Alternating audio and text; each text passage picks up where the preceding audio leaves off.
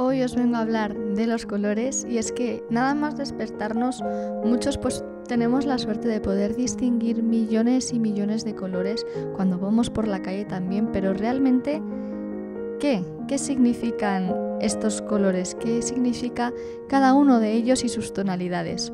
Vamos a empezar por el amarillo. El amarillo es mi color favorito y significa optimismo, celos, alegría, inteligencia, belleza, naturaleza.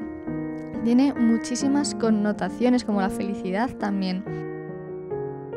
Incluso en ocasiones, como podemos ver en Black Panther, en África, significa la realeza e incluso también en la parte de Egipto y también para los funerales. De hecho, pues ya tenemos a Van Gogh, ¿no?, que estaba obsesionado con el color amarillo.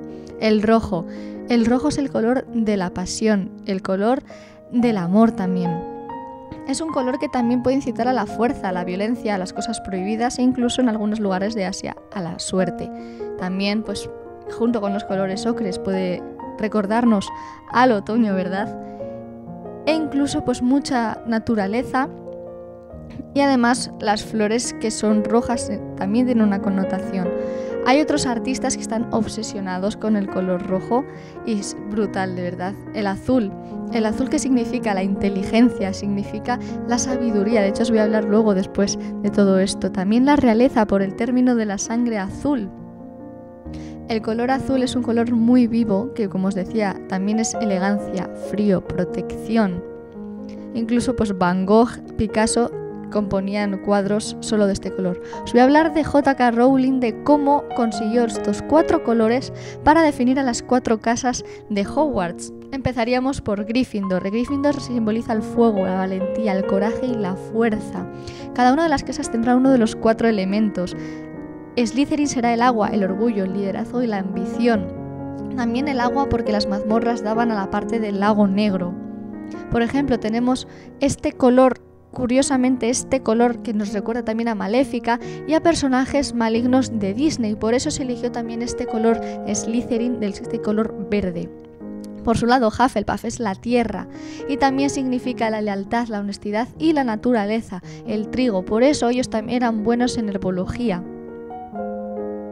Y por su parte también tendríamos a Ravenclaw, que es el aire, por eso también tienen un halcón, sabiduría, inteligencia y seriedad. El color azul también es un color muy corporativo, se utiliza mucho también en las redes sociales y sobre todo en las empresas. Pero de esto yo creo que vamos a hablar en un vídeo más adelante. Normalmente estos colores nunca vienen solos, vienen en paletas, vienen con otros colores alrededor. Ahora vamos a ir viendo como de repente, cuando estamos en una situación, aunque predomine un color como en este caso sea el rojo de mi chaqueta, también van a haber otros colores que compongan toda la imagen, como puedan ser el azul y estos pálidos que tenemos en la parte de detrás. Las flores siempre van a venir unidas por otras tonalidades y van a crear unas paletas increíbles de color. Aquí incluso vemos una gama cromática que han creado estos dos tipos de pensamientos. O que en una imagen de repente se cubra entera de un solo color, como aquí vemos en el rojo, en el amarillo, o que creen distintas paletas, aquí entera de azul por ser de noche.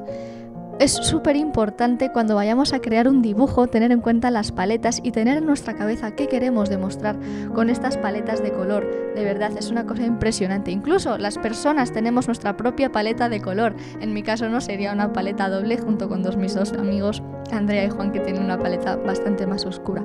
Cuando vayáis por la calle, haced fotos a las cosas y a los colores que os gusten para cuando queráis crear podáis tener las diferencias y las referencias a vuestro lado. Espero que os haya gustado este vídeo y nos vemos la semana que viene con uno nuevo. ¡Adiós!